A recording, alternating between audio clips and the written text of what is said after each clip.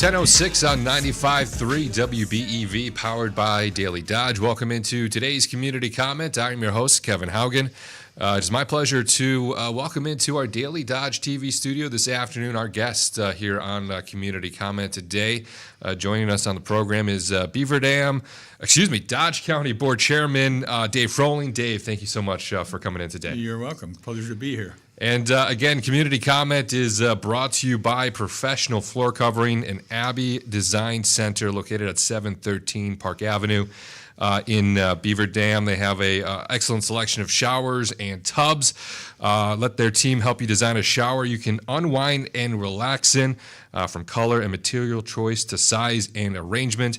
There are a lot of design choices that need to be made before beginning the remodeling process. They also have glass enclosures. Converting to a shower with glass panels and doors is a great way to make your bathroom space feel bigger and add a sense of luxury. You can also turn your standard bathroom into a luxurious spa with a tub-to-shower conversion. A tub-to-shower conversion can also drastically improve the quality of life for those that have trouble fitting their legs up and over the wall of a standard tub. Tubs also built into stand-alone features. Again, Professional Floor Covering at 713 Park Avenue in Beaver Dam. You can check them out at proflr.com. Again, you're listening to Community Comments here on 95.3 WBEV.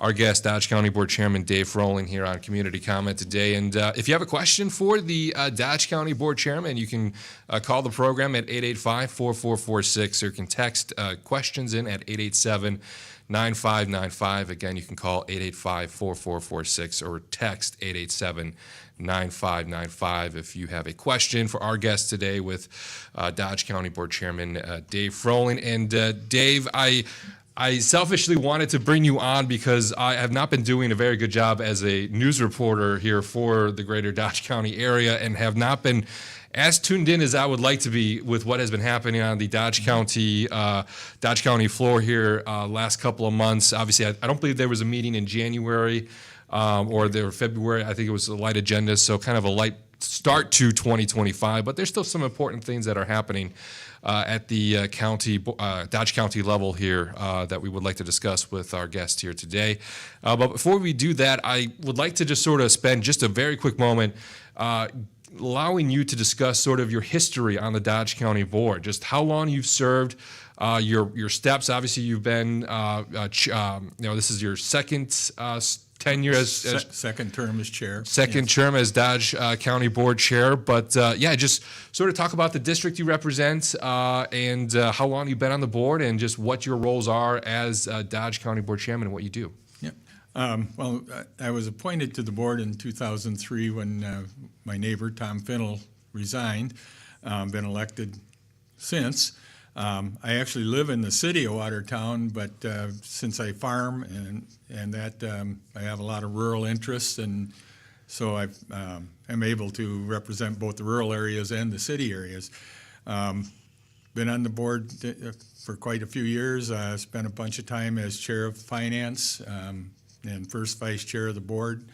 And when Russell Kotke decided not to run for the board again, I decided to step up and become chair. Great. And have you always had an interest in serving in local government and having this sort of role? It sounds like the passion is still there. You're still wanting to be a part of this, but is that something that you always saw yourself doing? Yes. You have to get to a stage in life where your business or what you're doing allows you to do it. And, right. Yeah. Before I actually sold the business, the farm equipment business, my staff had gotten to the point where I could actually take a little time and do this. And I had served in other things. I was president of the Wisconsin Farm Equipment Association and served on some committees through that, and then did some mentoring and stuff during the ag crisis. Sure. So. Yeah. Great. But the fire's still there to. I think everybody on the county board wants to make Dodge County and everybody with it and in it happier and in a better place. And sometimes we don't always agree on how that is, but everybody's there for the right reason, I think. Fantastic. Again, our guest here on Dodge Community Comment today, Dodge County Board Chairman Dave Frohling, our guest here on Community Comment today. And there has been here just recently at the most recent Dodge County Board meeting discussions and votes on essentially what is called a master plan. Which sounds very exciting. It sounds very official. But Dave, you'll do a much better job of explaining essentially kind of what a master plan is, and then we can maybe dive more into some of the specifics and what happened here at the most recent Dodge County Board meeting. But Dave, just if you don't mind, just starting off kind of an overview for us, what essentially is a master plan? Well, the master plan is the next step. It's analyzing our facilities. We did a space needs study, so we know what the projected needs for different departments are going to be for the next 10 to 15 years. Now we need to look at at our facilities and how efficient they are. We need a lot of renovation and upgrades to our Henry Dodge office building, and that's the thing that drove this study of the space needs and now the master plan, because we know we're either going to have to spend a lot of money in the building or replace it or move things around, and so we're bringing in outside architects and builders who will be able to give us actual costs of what different plans will be. We're expecting options, maybe 3, maybe 4 options on how to do that, whether it's phased in and how to go about that. But we're excited to see what comes out of this. Great. And when was the last time a real close look at the facilities of Dodge County was examined? It's been a long time. Back when we did Clearview, I think, is really the last, and so it's been quite some time. Yeah, so you mentioned that really what spurred this initiative was the administration building there in June of the Henry Dodge. Well, the Henry Dodge building is the old Clearview building where we have all of our human services now. We're not using the whole building, and so utilities and everything are quite expensive there. And we need a lot of upgrades to the ventilation systems and so forth. So we're either going to spend up to $10 million, maybe more, on that building, or we're going to vacate that building and do some other things. And maybe we can dive into a little bit more specifics of just kind of what the financial plan is when it comes to these projects. I'm sure that's a big part of what has been already discussed, and some of the other specific projects that this master plan will be looking to address here in the next couple of years. But we do have to take a brief break here. You're listening to Community Comment on 95.3 WBEV, powered by Daily Dodge.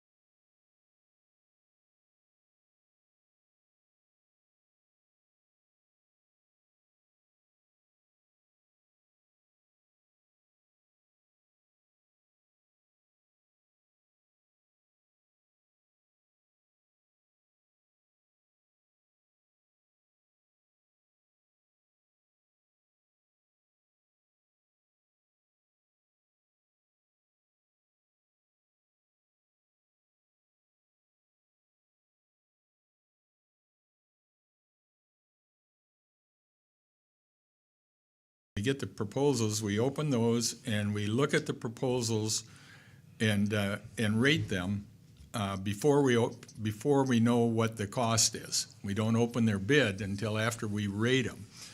And this was a little unusual in that when we rated them, the two highest rating ones as we rated them, then when we opened the proposals, they were also the two least expensive. And that seldom happens. So we did interview the two lowest cost and highest rated, and ended up with the Venture Architects out of Milwaukee, and they work with the Samuels Group for pricing. So what we should get out of this, we'll have a kickoff meeting within the next week or so, and they'll do their work and come back to us by July with proposals, ideas, different options on how to move forward. How to phase, maybe, we're not going to be able to change everything at once, but we're hoping to, if we build anything new, it would be smaller and much more efficient. And so we're looking at operating costs and maintenance, obviously. Yeah. And you mentioned briefly there that how it sounds like is that you see all the proposals and then you rate them on a scale of what goes into that rating scale essentially. Professionalism, references, projects they've done in the past. Sure. Yeah. Like Venture did Waukesha County's buildings. They did Marathon County, and we checked those. They were very happy with them. And our proposals ranged from $58,800, which was Venture, to $300,000.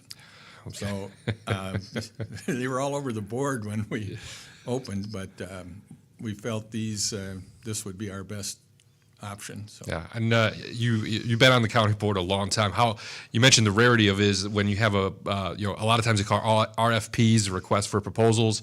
How often is it that you see your highest rated RFP often be the lowest rated bid that comes in as well? Is that, I'm sure that doesn't happen. It's the first time since I've been part of going through the proposals. Sure, yeah. No, that's kind of neat to see that happen here. Again, with our guest, Dodge County Board Chairman Dave Frohling on Community Comment today. Obviously this was discussed at the county board here during their March meeting. Essentially, was that a plan approved? What was discussed here at the most recent meeting, and what happened? At the most recent meeting, it needed to be brought up because when we had our February meeting, we actually had 9 supervisors missing from the board meeting. And since this is spending money, it takes 2/3 of the members elect. So effectively, the 9 people who weren't there were no votes. So we didn't get the 22 votes we needed the first go-around, so one of the persons who voted against it brought it back. We brought the folks from Venture and Samuels in to give a little presentation so that the board knew more of what we had seen, and then it passed overwhelmingly, actually. Gotcha. And what do the next steps now look like here now that it has been brought up, approved by the county board? What does the county now do moving forward now that this has been approved? Yeah, it's pretty much in Venture's hands at this point, but they, I believe they're planning a kickoff meeting, which would be supervisors, department heads, and then there will be. Even at the kickoff meeting, it's open to the public, but there will be public input on what the public thinks we need for buildings and services that they want to continue. The buildings are just a tool in providing the services that we need. Yeah. So, then they will go through all that, and the Samuels part of it. Then, after the architects put plans together, is to provide what they think are realistic costs for all the different options. Yeah, and obviously when that process comes up, there you start looking at being able to pay the funding mechanisms to be able to pay these projects. And we mentioned off air that a big part of this is the capital improvements plan that is essentially kind of a forecast of projects that the county needs to do and be able to make sure that those are budgeted for. And obviously every project that will come up, a rare time we will see that every single project is completed. But is there a hope, or what is the county looking at hoping to achieve with updating their buildings? Obviously, community input will be a major part of this process, but is it a refresh of as many buildings as possible, or what's kind of the hope there? Yeah, we are actually evaluating every building in the county, including highway shops. The only one that we're not putting a deep dive in is Clearview, because it's fairly new. Is it the newest county building, or is there more recent ones? Yeah, there's a couple of highway shops Gotcha. that are newer. Gotcha. But even some of the space in Clearview, we aren't clear full right now because we aren't able to staff. And so we are doing some changes in households there to be able to take more behavior health unit folks, and it saves money for different human services departments. We can take some folks that aren't at the level that they have to go to Winnebago or Mendota, Yeah. but they do need more than just nursing home, and we can take those at a much lower cost than Winnebago and Mendota, which helps our human services and a lot of the communities around us. You mentioned just briefly there staffing, and that is another topic we'll like to dive into here, just in most likely our next segment here, and just talk about recruitments and retentions efforts there at the county level. But before we take our break here during our second segment of community comment today, I just want to very briefly touch on really another broad scope of a project plan that the county has been undertaking for the last couple of months now, and that's the 2045 comprehensive plan. It's not really looking at the facilities. Chairman, what exactly does that plan look to do and achieve for the county? Yeah, it's a 20-year look ahead, which hindsight's always a lot better than, but we have to do it in 20 years, and we're doing it now again. But it's a plan on how all the towns, the cities, villages, and the county can work together on providing services. Where can we get efficiencies? There's a lot of zoning issues there. Where do we want growth? Where is it most efficient? And what can we do to get people to stay in Dodge County, come to Dodge County, and we need to keep our young people here. We don't want the quote brain drain. Yeah. And so we need to have housing. We need to have the amenities that that young folks want to stay in Dodge County. Right, yeah, and there's been a lot of community input throughout this process as well. A number of different surveys have gone out to gauge public opinions on certain efforts that would be important to them, maybe not as important to them. And is this comprehensive plan, is this still essentially being drafted or built? I know there's information that people can look up on the Dodge County website that they can get more information, but will a final version of this comprehensive plan then be written and put together and then published online? Yes, it will. I'm not as involved as in this one, but we've had the open houses at the county where lots of ideas were there. People could put their Post-it notes on the different. I like this. I need this, or so it was. Got a lot of good information. We have a consulting firm that does these, that's putting all that information together, and then it will be finalized. Great. And with the master plan, just quickly going back to that, is that something that as well, will there be any documents online that people can review and check out as well? Absolutely. As they're doing, I think we will have a report to the county board and probably the building committee each month as they're going through, so. Great. Fantastic. Again, our guest here, Dodge County Board Chairman Dave Frohling on Community Comment. We do have to take another break here on our program where Community Comment is coming up next.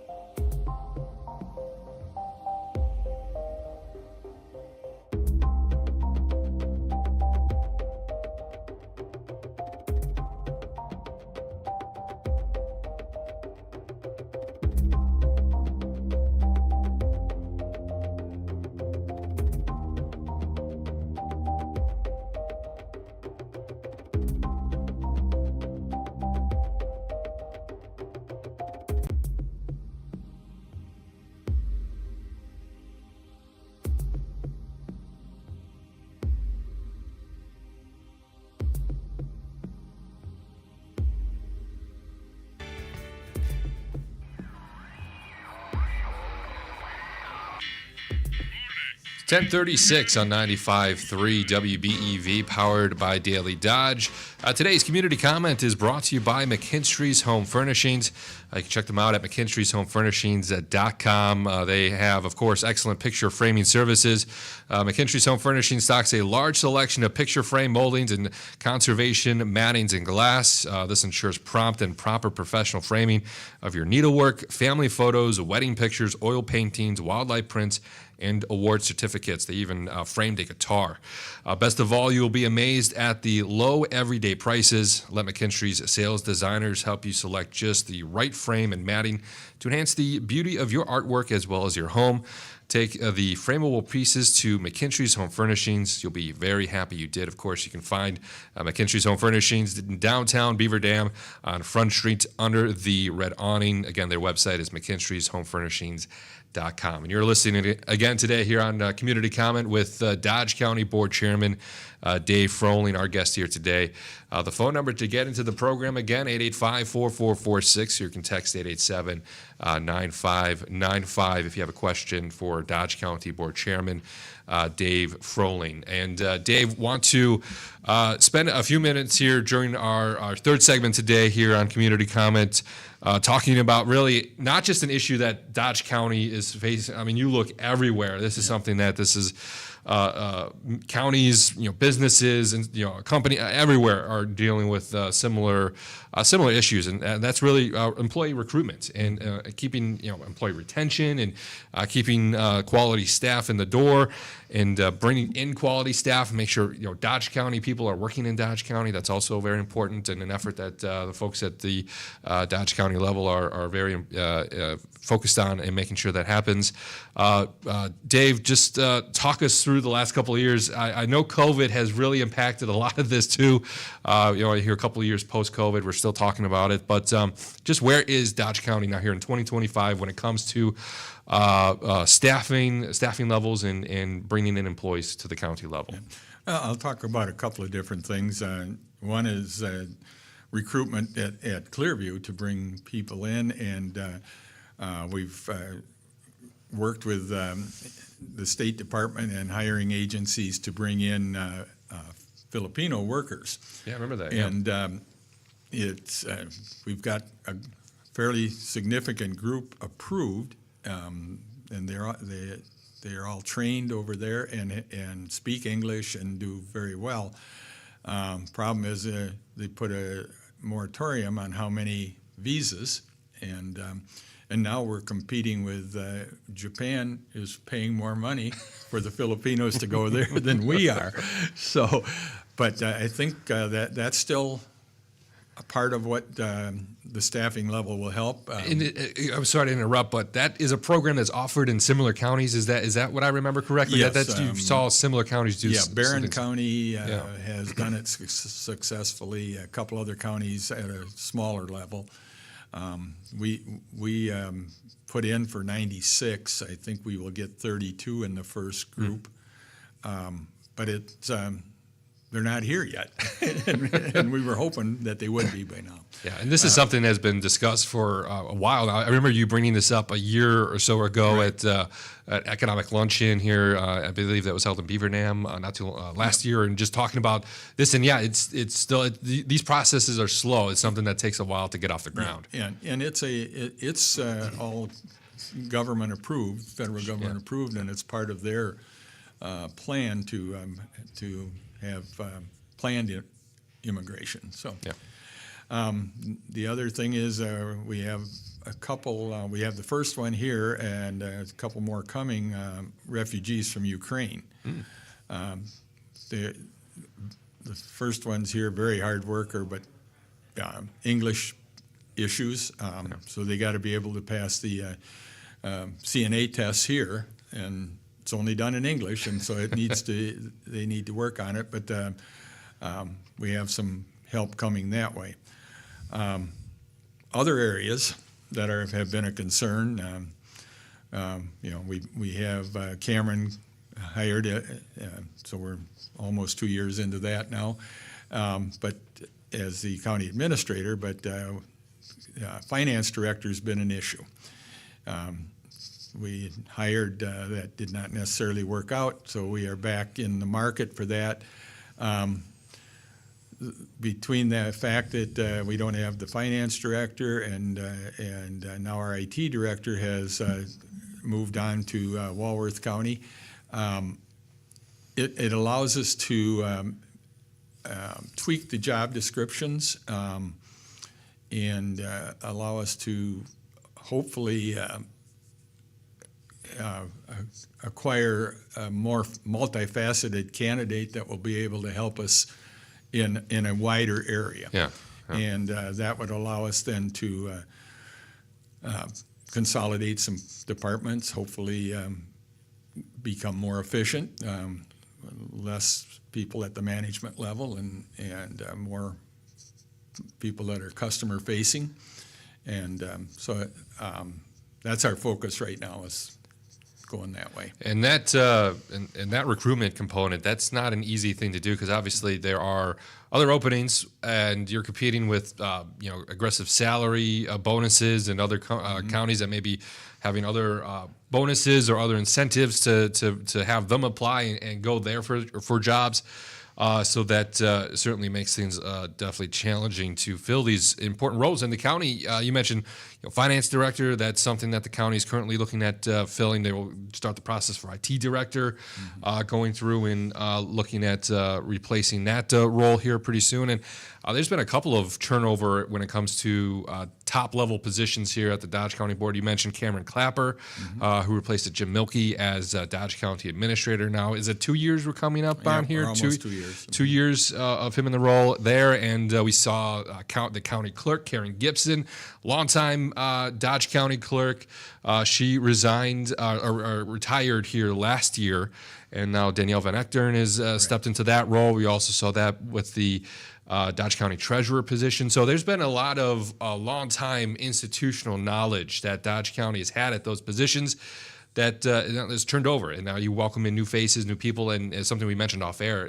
Everybody does things differently, and county is such the county level is such an important thing to run at a there's so many departments, there's a lot of people, so when you have that turnover, there's that little bit of getting used to how people do things and how they communicate with one another, and the county's had to work through that process quite a bit here in the last couple of years. Yeah, and everybody's skill set is different. Yeah. And in our role as county board chair and Cameron as the administrator now is to understand what the strengths of the employees that we have, and then build around that with people with different strengths. So we don't have two people that are fantastic in economic development and nobody that figures out a budget. It just doesn't. You got to have have people with varied skill sets, and so that's what we're trying to do. And that's one of the things with the opportunities with two key people gone at this point to maybe tweak that and consolidate some departments and make communication easier between departments. Yeah, and obviously maybe this is something that cannot answer as we sit here today, but is there a deadline or a time frame that you want these two positions filled, or is it we're just starting out, we don't know yet as we sit here today? Well, obviously we wanted the finance director filled earlier. Yeah. Tweaking the positions, we're hoping will allow us to have somebody in the next 60 days. Okay.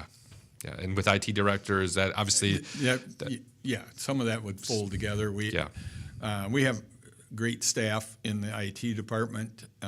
Kevin Nikolsky is taking over as the lead for now, and so pretty confident that IT will be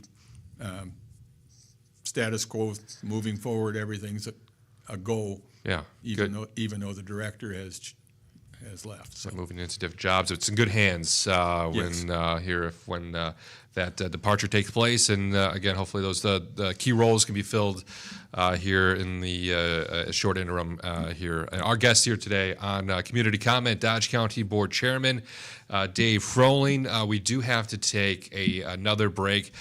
More Community Comment is coming up next. Hi,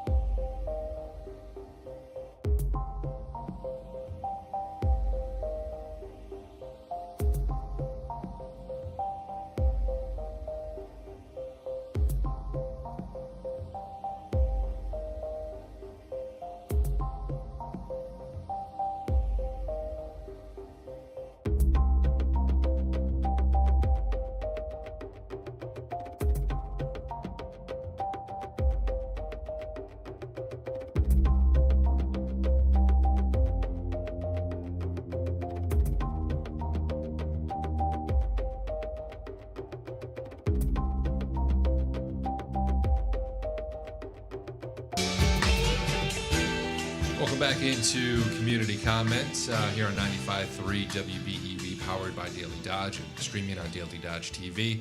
Our guest here on the program today is Dodge County Board Chairman Dave Frohling. We're in talking about a lot of recent happenings on the county level. We talked a bit about the master plan, an update on the comprehensive plan. We took a little dive into employee recruitment at the county level. Now in our last segment here of our program today, we'd like to talk about, obviously with employee recruitment, another component of that is making sure they have a place to live and have good options for housing available. So I want to spend this last segment here on Community Comment talking about the Dodge County Housing Authority. They're really the ones that are involved in making sure that things are moving forward, and there's housing options open and available for those here in Dodge County. And maybe, and I'm not really doing a great job of explaining, but I will turn it over to the expert here, and maybe more than I am. But essentially, what does the Housing Authority do? How do they operate here in the county? Yeah, I'm not far enough away from home to be an expert. So, fair enough. So, the Housing Authority is county-wide, but it's not a county board-controlled authority. They have their own board. Yeah. We have a representative on their board, but we work closely with them. They do some low-income housing. They do a lot of income-based housing, so the working people are able to find housing. Projects that we are in the midst of, we just opened the duplexes and housing right across from Dodgeland School. It's called Sunset View.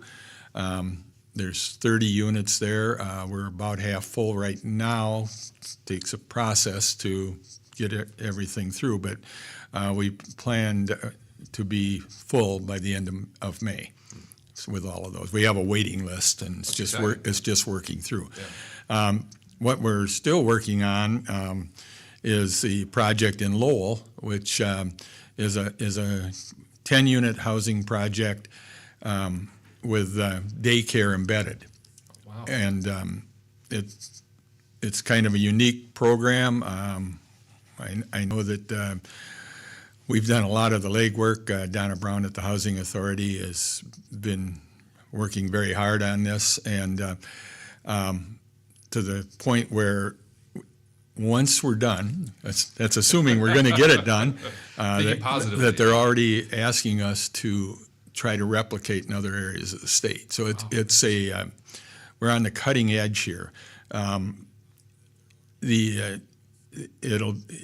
be 45 slots for daycare, and the idea is that we get this built with some grants, some donations from businesses. We put some ARPA funds to it. We got a grant from Watertown Community Health Foundation, and we were down to some kind of bridge funding, which was going to be congressional directed spending, better known as earmarks, which doesn't look like it's going to come through for this year, even though it was proposed, and they just haven't funded it. But they've asked us to resubmit for next year. But we've worked around a plan to get funding as a loan to get this up off the ground and break dirt shortly. So it'll be unique in that we are providing low to no interest rent for the daycare. It'll be a private operator, but the part of that is then that they have to, because they don't have to pay rent or a mortgage, they can pay more to their staff so they can obtain the staff and hopefully lower cost to the folks who need the daycare. But there's a lot of good things working there. Folks that helped donate land. Sure. Yeah. And so there's been a lot of good things coming out of it. That's exciting. I know that providing child care services is such an important component to a lot of working families nowadays, and that's we've had experts on here talk about how Dodge County is really becoming a desert when it comes to being able to offer child care services, and just that how important that is. That there's the child care counts, I believe, is the program that's essentially up to end here in June. That's provided a lot of support to area businesses. That is exciting that those two components are coming together: the need for housing and the need for childcare there in Lowell. And is that housing there? Is that like an apartment complex or duplexes, single family? How's that? They're duplexes. Duplexes. Yeah. Gotcha. Yeah. Gotcha. And that ground has not been broken yet, from what I understand it. So is there? Is the funding component, is that what the gap needs to close? We had to change some things around because of the congressional directed spending was tied to the child care. And so we need to reallocate the funds that we have. And but we hope to break ground within the next 2 weeks. Oh, that's exciting. So, on the horizon here to see that project. We're going to be close. Getting going here. And was that something that Linda Braun sort of, how did the efforts come to see this? Donna Braun. Excuse me, thank you. Yeah, Donna Braun. Donna Braun from the Housing Authority. From the Housing Authority. Been working on it with her board, with the state, and Community Health Foundation in Watertown really spurred things along. The site in Juneau, they donated. Wow. So we didn't have land costs. The city donated, or a private? No, privately owned? Community Health Foundation owned it. They own the land. Okay. Yeah, and it was given to them years ago by an estate to for health care in Juneau. So they do have their clinic there, but then they had the extra land, and so it's been a great partnership. Fantastic. And is there, obviously you mentioned shovels hopefully in the ground here in the next couple of weeks. Is that helping? Is there a window for when that project can be completed by, or is that weather dependent? And a lot of factors. Well, yeah, a lot of factors, but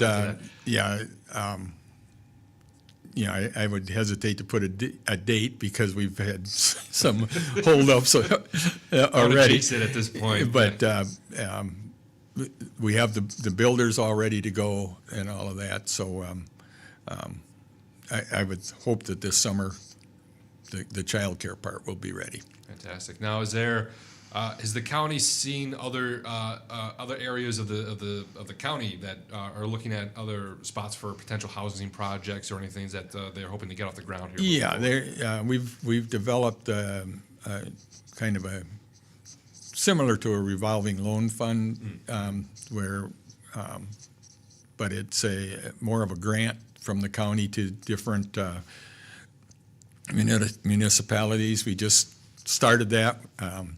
I just found out this morning that we have our first request. Oh, that's exciting. So that's hopefully going to be successful, and we can make some headway helping cities and villages